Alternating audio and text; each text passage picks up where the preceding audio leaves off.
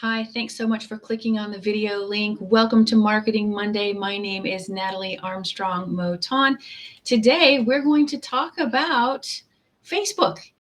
Of course, before we get started, I just want to say I'm so glad that you've joined me. Looking forward to helping you start your week off right with some really intentional marketing and promotion for your mediation practice.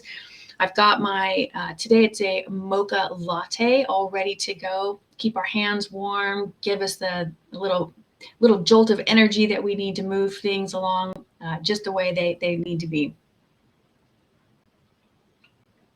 Yep, that's worth it. That's absolutely worth it. So let's talk today about how to get started with Facebook. And if you've heard me talk before, you've heard me talk about how to choose the social media platform that's going to work best for you. And the one that works best for you is the one that works best for your primary or secondary target market.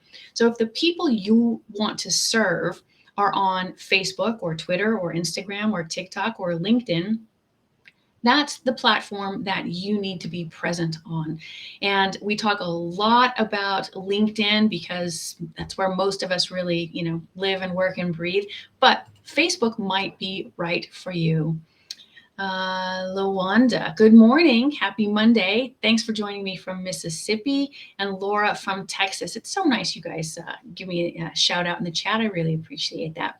All right, so let's talk a little bit about Facebook and whether or not it's going to be right for you. And again, in previous videos, I've talked about choosing the right social media platform for marketing your resolution practice. And it is based on your target market. So for example, if you really love Facebook, but that's not where your potential clients are, then Facebook is really just a place for you to have a personal profile page. If most of your folks are on LinkedIn, you need to be on LinkedIn. Conversely, if most of your folks are on Facebook, then you need to be on Facebook, right? So let's talk a little bit about Facebook. Previously, Facebook was one of sort of the four major platforms that I've talked about. It is one of the most, obviously, one of the most popular social media platforms. It has nearly 3 billion monthly active users as of last year. And I know that a couple of months ago, I gave some article and some video that sort of gave the stats of each platform. So let me just really oh my goodness, more coffee. Let me quickly recap some of those stats. Number one, there's a relatively equal distribution of male identifying and female identifying users. So it's a pretty safe choice regardless of your target audience's gender breakdown, right? So that's important for us. Also, Facebook tends to have a larger population of middle-aged people, right? I'm not going to say the older generation because that's just not nice to me, but those of us who are middle-aged and older. Anita from Barbados, hello, nice to have you here. So if someone middle-aged, my age, or older is your primary or secondary target market, you might want to think about Facebook as a platform to market and promote your practice or to educate in general people about the use of mediation, mediators, court programs, community mediation centers, etc. Number three, Facebook has a pretty high rate of global engagement. Most regular users visit Facebook at least once a day. And they, on average, stay on the Facebook platform for 20 minutes. And this is the data that Facebook published in 2020. Now, what Facebook is really powerful. And what they're very good at doing is connecting you with, quote unquote, the general public. So if you have in your practice primarily unrepresented clients, then Facebook is a great platform for you, right? If you have as your primary target market lots of clients from sources of referral, so from marriage and family therapists or social workers or the police force or school counselors, etc., then Facebook might be a really good platform for you as well. Ariadne from Florida. Hi. Oh, Florida. Excellent. All right.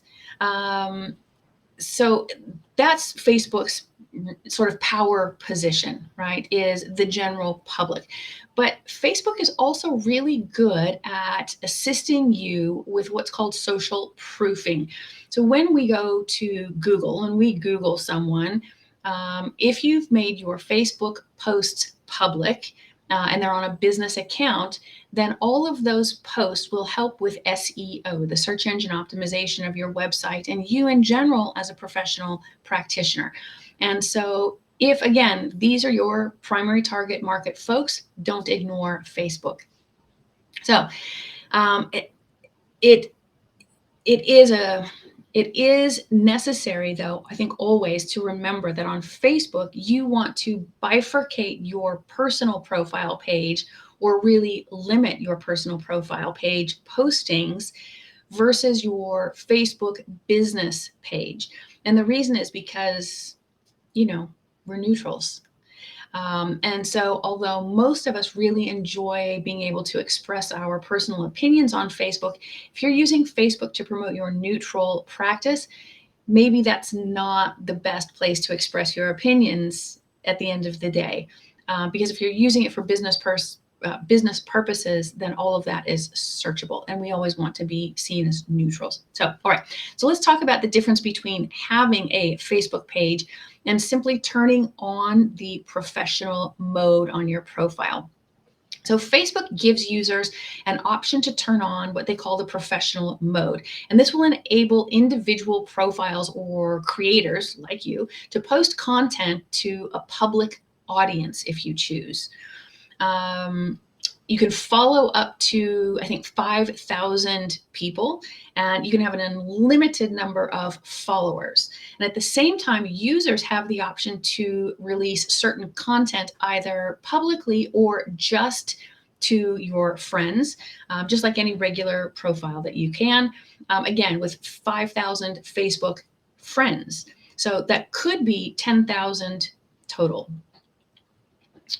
And I think that, although this gives individual profiles the potential to reach a really large audience, Facebook really recommends that you use a separate and specific page if you're representing a business or a brand. And I will agree with Facebook.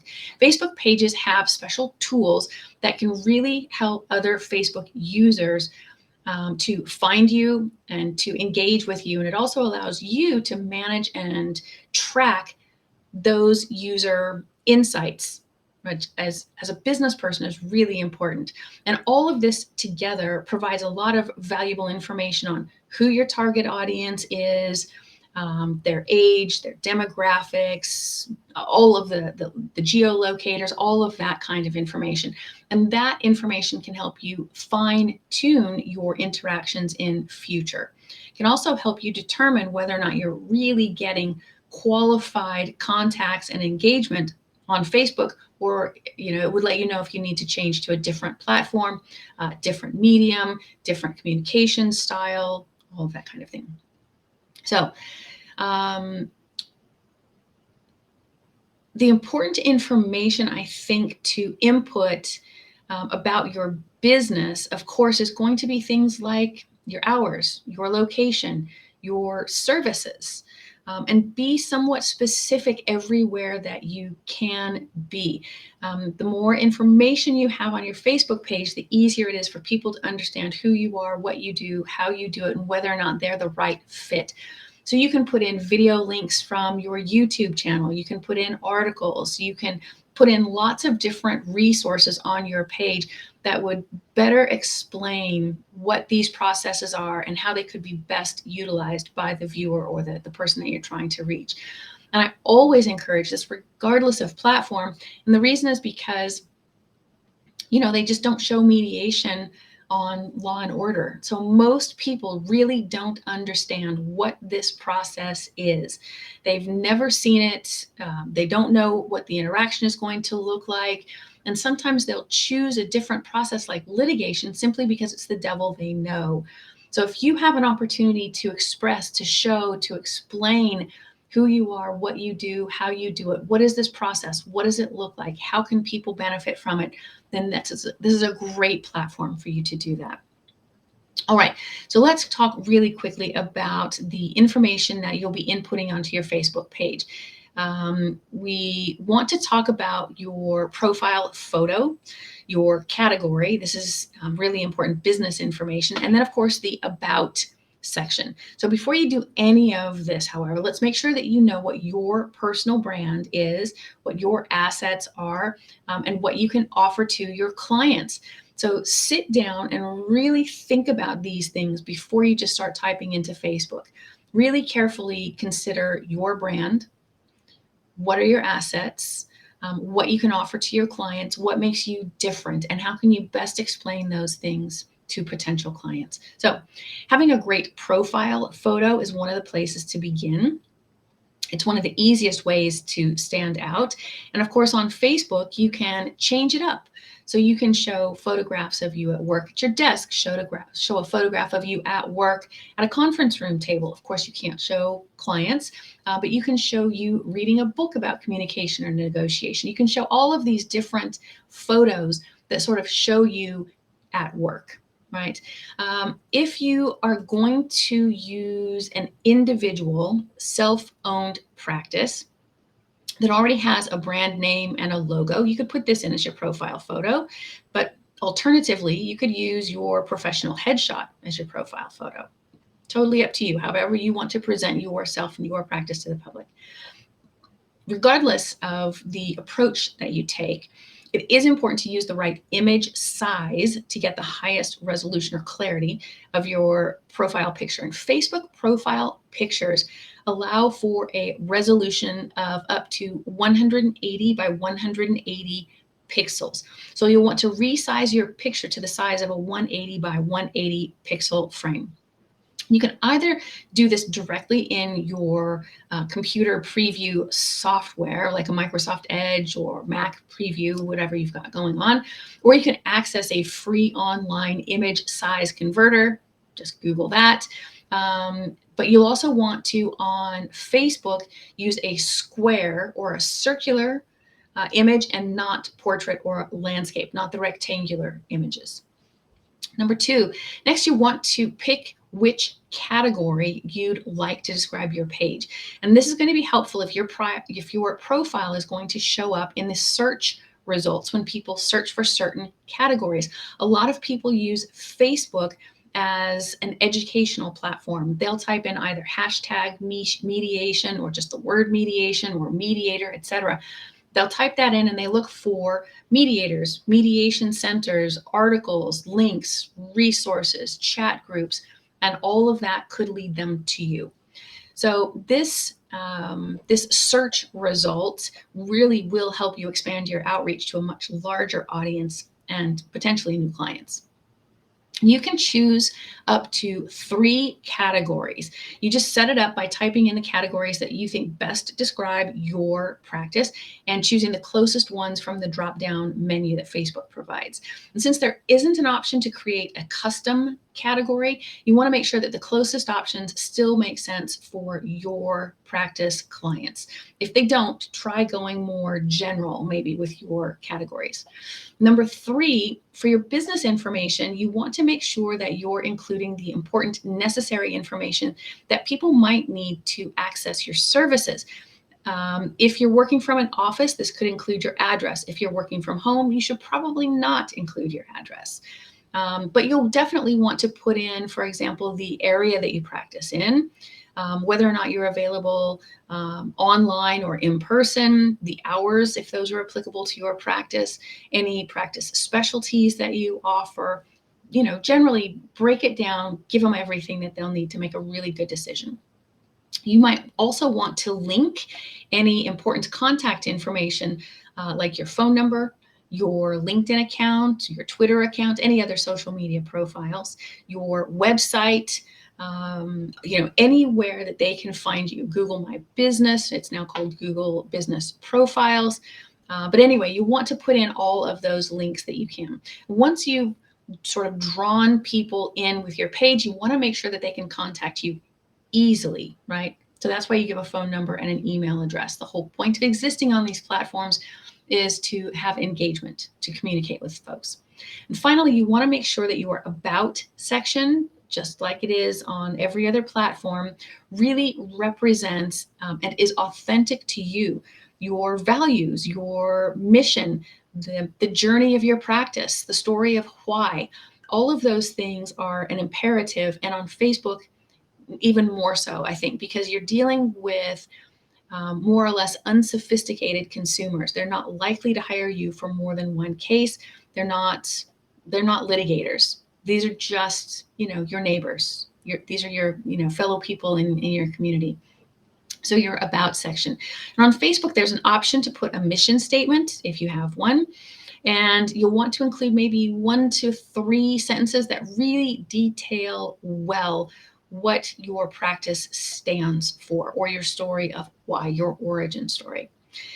It really should detail, like I said, what you do, who you do it for, and hopefully something that makes you stand out, something that makes you different, something that makes people really want to reach out and communicate with you. Because at the end of the day, if your profile states that, states what you can do for a client and why that client should choose you over every other mediator, you really be set up for success in your marketing. So that is essentially Facebook and your profile page. Now, posting on Facebook is a whole other conversation, but on your Facebook business page, you do want to set up a calendar that lets you know what days you're going to be posting. Monday, Tuesday, Wednesday, Monday, Wednesday, Friday, weekends, evenings. Set up your production calendar so that you know in advance and you're prepared for the release of information. And then start also creating a document that lists out all of the different resources that you can provide people. Links to websites, articles, community mediation centers, mental health centers, all of the different resources. Maybe link to a pre-mediation workbook. All of those kinds of things can be put on your posting calendar so that you're posting regularly. Don't just put up the business page and then leave it to sort of wither away. You really want to be active. Also, when you set up this page, you have the opportunity to set your notifications. And you'll want to do this so that on your mobile phone or your tablet or your iPad, whatever it is that you use, when someone engages with you on your Facebook business profile page, you'll get a notification that someone has sent you a message or made a post, etc., so that you can, be really quick and get on the response to them. So that is it for Marketing Monday. I really appreciate you attending today's program. I encourage you, if it's right for you, to set up a strong, engaging Facebook page. Set yourself up for success. Today is exactly the right day to get moving in that direction. Also, a shout out to Avery Bisbee, who is a writer here at Marketing Resolution, who gave me the outline for today's Marketing Monday video. So that's it. If you haven't yet subscribed to my YouTube channel, please do that. You go to youtube.com/C/Natalie Armstrong-Motin, or just search for Marketing Resolution or my name. You'll find all of the various recorded videos for marketing, will work for food, all of the great content that we've been putting together for you for years. Subscribe to the channel, and then, as always, let me know what kind of content you need me to address in future episodes. I love when you send me questions or challenges or inquiries. Let me know, and I'll put something together just for you. Well, that's it for me for Marketing Monday. I wish you all the best. Be good humans. Bye-bye.